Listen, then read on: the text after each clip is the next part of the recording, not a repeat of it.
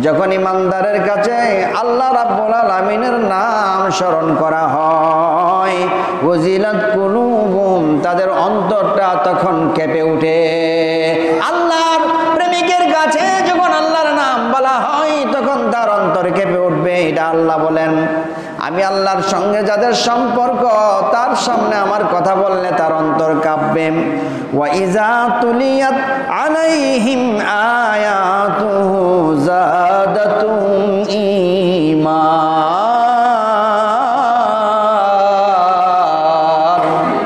আর যখন আমার নিদর্শন সমূহ, আমার কোরআনের আয়াত তার সামনে তেলাওয়াত করা হবে, তখন তার ঈমানটা আরো বৃদ্ধি হয়ে যাবে, আওয়াজ বের হবে, সঙ্গে সঙ্গে বলবে আল্লাহু আকবার।